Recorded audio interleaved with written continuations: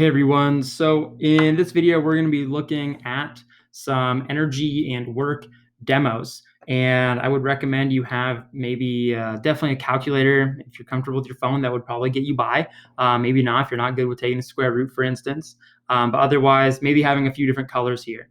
And then what you're really going to want to do is split your page down the middle vertically and then split it in the middle horizontally, so you kind of have four quadrants. We'll label them 1, 2, 3, and 4. And you'll see kind of I already have mine kind of started, labeled. I would recommend you probably do the same. So for the first demo, it's actually something that we've done in the past.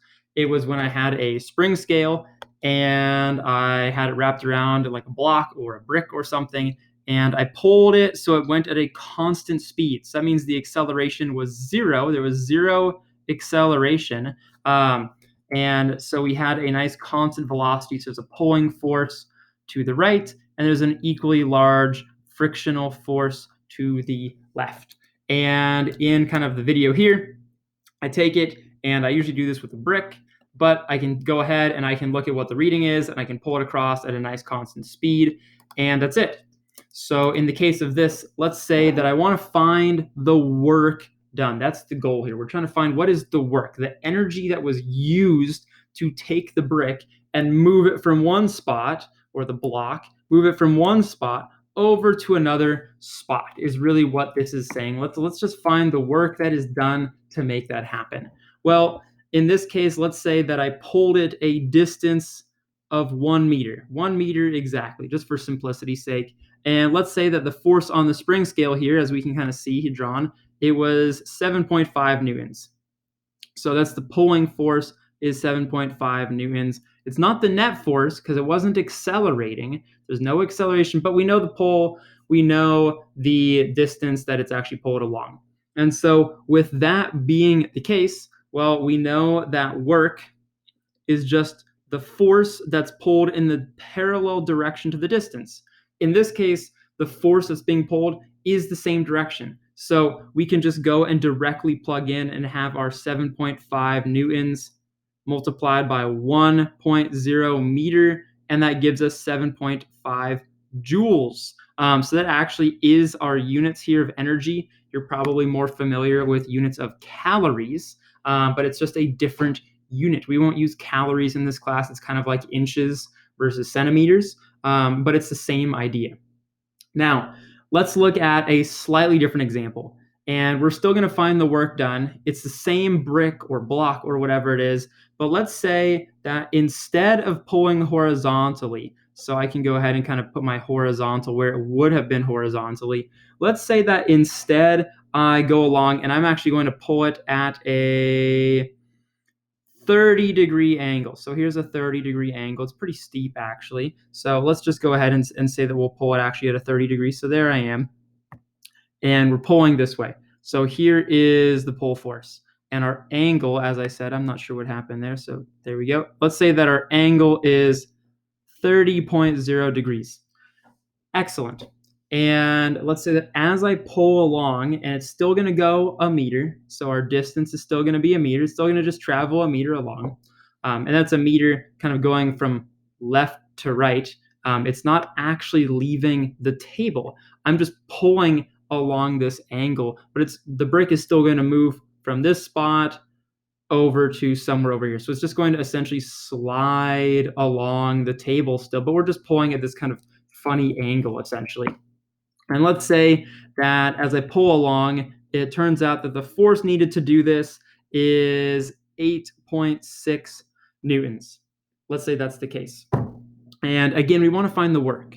Now, the work is the force times the distance, but it's not just the pulling force, it's the amount or component of the force that's parallel to the distance that's traveled, or the direction that it's traveled in. So my force that I'm plugging in is not this 8.6, it's whatever is the amount of the force that's going to the right, because really we could break this up and we'd have essentially an x component of our force, and we would also have a y component of our force. And really, this x component is the only part that's actually contributing to any work being done. Since the brick isn't going upwards at all, this Y force is actually resulting in zero work being done. It's just like pushing on the wall. You can use a lot of force, but you're actually not doing any work because there's no distance that's traveled in the Y direction. So in this case, I need to figure out what my X component of the force is. And so to do that, I'm going to use cosine. That's kind of the easiest thing here. So cosine of my angle, that's going to give me my X component of force divided by the pole. And so I could do a little algebra. I can multiply by the pole force on both sides. We have cosine of our angle will give us the X component of the force. And I'm actually not even going to plug this into a calculator yet. I'm going to do something a little different here. So what I'll need to do is rewrite kind of my work equation and say, oh, well, it's my X component of the force times the distance it's traveled. But now I can take this and I can plug it in right there. So we'll rewrite this as our pulling force times cosine of the angle times the distance. That's my work that's done. So if we go ahead, we can just easily plug in now and say, oh, well, we know that it was 8.6 newtons is how hard we pulled. We know that we're doing cosine of 30 degrees. And then we're going to multiply that all by 1.0 meters. Let's include our units. And so it ends up that our work here, when I put this all into my calculator, gives me 7.4 joules. And let me double check that just to be sure that I got that right. Cosine 30 times 1. Yeah, so I get something, it's actually 7.4478. So essentially, it's due to rounding, but it's almost the same amount of work as we had here. And that hopefully should check out because in both cases, it's gone a meter. And in both cases, really it needed about the same amount of energy used to move it in the horizontal direction. Now, there is still force being applied here. So if you're pulling, you're going to feel more tired. But the actual work that was done, the force that resulted in actually moving was about the same amount of force as it required in our first example here. So that's kind of neat. Now, for our next one, I do this in class typically, but I don't have the ability to go and do it. So we have this video instead. This is a really famous professor, actually Walter Lewis, I believe, yes. And he was just an incredible lecturer. And he has this bowling ball, this ball, and it's hooked up to a hook really high in the ceiling. And he goes ahead and he releases it. And he's hoping that it doesn't come back and smash him into the chin because it would kill him, right? But he lived, he survived, and it's because of conservation of energy. We can have it change form, but there is conservation of mechanical energy. And mechanical energy is just one fancy word of saying the total energy. That includes the gravitational potential, that includes spring potential, it includes the kinetic energy, and we can see that it's fine. It went close to the same height, but it did not go to the same height before. It's because a little bit of energy was lost due to the due to the kind of hook that was up top here. There's a little bit of friction in the chain or the string or the rope that causes a little bit of energy to be lost. And we also have to recognize that there is like air everywhere in between. And so the ball is having to push through the air molecules, and it actually is giving a little bit of energy to them, and it's slightly heating them up. Now, in the case of this one, though, we want to find the maximum velocity of that ball that was swinging. And he was up here, it was at the top of his head, and it wasn't moving, it was stationary. So I would say that right here, it is only gravitational potential energy. And we use the symbol U for potential energy due to gravity with a little subscript G. You'll also see like US for potential energy for a spring. Now, if it's only potential at the top and it starts swinging down this arc and then it reaches the bottom and then it swings back up to about the same height as it started, well, at the lowest point, it's at, well, the lowest point. It doesn't have any potential energy anymore. So this must be only kinetic energy. So it's only energy of motion here. It's only stored energy due to gravity at this other position. And for sake of simplicity, let's say that the mass of the bowling ball is this many kilograms, and that the y height, so the height from essentially the center of the bowling ball at the bottom to the center of the bowling ball when it's at the top, this y height, let's say, is 0.44 meters. So we're kind of picking some reasonably realistic numbers to use here. And again, we want to find the maximum velocity. And we can maybe think of this in the unit one terms of things, but there's a much easier way.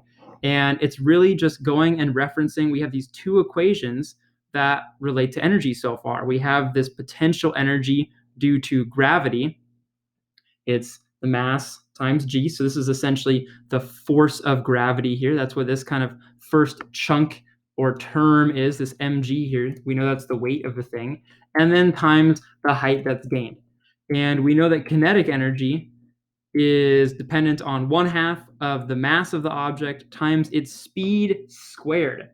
And even more so, we know that energy is conserved. So that means that whatever the amount of kinetic energy is down here is the same amount of potential energy up here. One's just stored and one's in movement, but they both are whatever the same number is. And so what we can do is we can literally set these two values equal. Since energy cannot be destroyed or created, we can set the potential at the top equal to the kinetic at the bottom. And so we can rewrite that and say that, oh, well, m times g times this change in height is equal to 1/2 mv squared. And I see that the masses already cancel out. So that's kind of bizarre. I didn't even need the mass of the bowling ball to actually find this, which is strange. But now we can go ahead, we can get this velocity alone. And so I'll simplify a little more. We'll have 2g delta y is equal to v squared. And so really, we could just take a square root of both sides, and we'll see that the square root of 2g delta y gives us the speed of the ball. And so when I go ahead and I plug into that, I get that we need the square root of 2 times our 9.8 meters per second squared times this 0.44 meters. It has to be, again, in meters. That's our speed, and that should turn out to be 2.9 meters per second is what I just got. Now, we found out the max speed. That's the speed at the bottom. It's obvious at the top, when it's all potential, the ball has to stop. And similarly, when it's over on the other side, it has to stop again. But the odd thing I want to point out is it doesn't matter how heavy the ball is. It doesn't matter the mass of it, because when we set these two terms equal, the masses cancel out. This bowling ball could have been 10,000 kilograms, or it could have been 4 grams. Now, we'd have to kind of keep track of that air resistance. When you have something really small, it kind of can play more of a big deal, kind of more of an effect. But really, the mass does not matter here. Now, for our last demo, I actually want to reference a video that we've already watched before, and it was the potato cannon. And I had this potato cannon, and I fired it vertically. I fired it straight up. And we want to find the maximum height of the thing. And from the video, or I could even just tell you right now that, oh, well, we know that the initial speed, the speed at the bottom, and actually before that, let's look at the picture here a little bit. Right here, the moment the ball has essentially left kind of the muzzle of the cannon, or the potato, at least in the potato cannon, it really hasn't had any time for gravity to slow it down. So right here, it's only kinetic energy. It's just all energy of motion. There isn't any stored. It hasn't gained any height yet, so it hasn't slowed down and transferred any energy. But when it gets to the top here, it stops. It has to stop, and then it falls back down. So right here, this moment that it stops, if there's no motion, that means the speed is 0. So it's only potential energy due to gravity. There's no kinetic energy, because again, that kinetic energy depends on the speed. And if it stops at the top, the speed is 0. So it must all be potential energy. Now, if, let's say I told you we can set the muzzle velocity for my potatoes.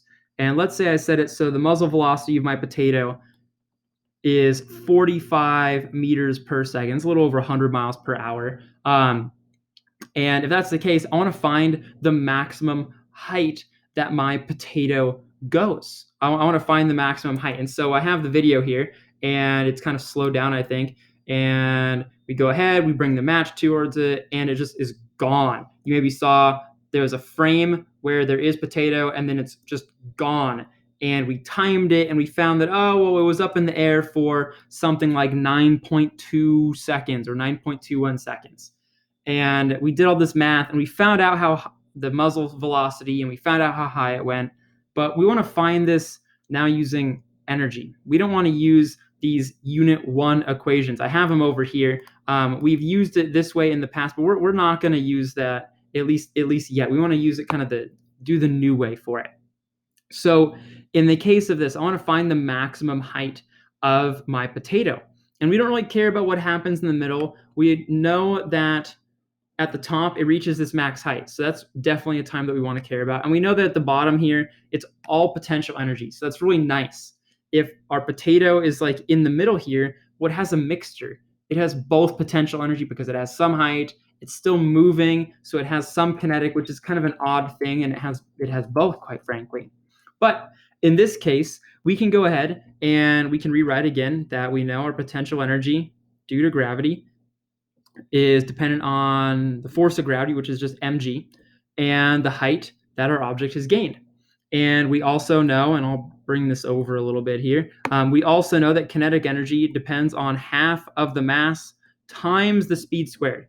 And so we can go ahead and set those two equal again, because if energy is never destroyed, it doesn't disappear, we can go ahead and say that, hey, the energy up at the top is the same energy as at the bottom. It's just in different forms. One is stored, and one is actually kind of being actively shown. One is kind of it stopping and storing it into this potential energy, and one is in it moving.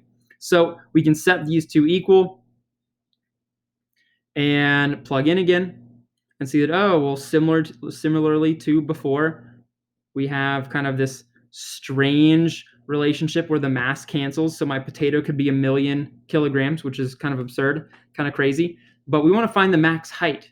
Before we wanted to find the speed, so we had to get v alone, but now we want to get y alone. So if I want to get my change in height alone, I'm going to have to divide by g. So I really have, I'll move this a little bit, give us some space. I really have here that now our speed squared over 2g is our change in height. And so we know v, that's the only thing that we really needed, oddly enough, because we know g on the surface of Earth is 9.8. So going ahead and doing the math on this and making sure that I kind of follow order of operations, I end up getting that my potato went up a total height of 103 meters. And that was pretty simple, pretty quick, pretty easy. Hopefully that made sense. Now, I want to remind you of how we did this in Unit 1, actually using kind of these Unit 1 equations. And you'll see that it's not nearly as easy. And when it came to Unit 1, we had to time it. We found that the total time was 9.21 seconds. And since it goes up and it falls back down, that means this total time, if we cut it in half, is the time it takes our potato just to reach the top. So that really means that our time to go up is 4.61 seconds. I just cut the time in half. And we know that at the very top, so the speed at the top, since it stops, is 0 meters per second. And we know that gravity is the thing acting on it, and gravity acts down, and so it's this negative 9.8 meters per second squared, or meters per second per second. So we knew all of those. And we're going, okay, well, we want to find the max height. That means we either want to use this one or we want to use this one, because these are the only, like this one doesn't have y or x in this case in it at all. So we're looking at this and we're going, well, wait, which of these equations could we use? Well, we know that we get to call wherever it starts 0, and that's true in both equations. And we need to find this initial velocity, but we already have the initial velocity, let's say. And we could plug in the initial velocity here, so we know that. And we know the time, and we know the acceleration, we know the time. So we could absolutely use this second equation. That would work. Now, we could use the third equation possibly as well because we know the takeoff speed, we know that at the top it stops, and we know the acceleration as well. So we also could have used both of these equations since we know the velocity. We have to use this initial velocity in both of these. And so, since we know that, we could use either of those as well. And they actually give you the same exact value for y, oddly enough, because one of these is looking at, oh, how's the motion changing? How's it accelerating? These methods from unit 1 are really looking at kind of what's happening on during the whole process here during the entire trip. When it comes to doing it this way we just did, looking at energy, it doesn't care about what the heck happens in the middle. It really is not including that. They could have done the craziest, wonkiest path ever. What matters when we're using this method of energy is going, we're just identifying 2 points in time, 2 instances, and saying they're equal. Who knows what's happening in the middle? It doesn't really matter, and we're not caring about it right now. What we care about is just looking at this before and this after. And so that really is a key difference between this method that we're now using in our unit on energy and the methods we used at the beginning of this class together, and that this one has all this other information of what's going on here. And I'll remind you actually that in unit 1, we didn't know what the speed was. We had to find the speed, and we actually had to use this first equation to find the initial takeoff speed. We said that, oh, well, it stops at the top, so that's 0, and we knew the time. So we actually plugged in gravity for this one.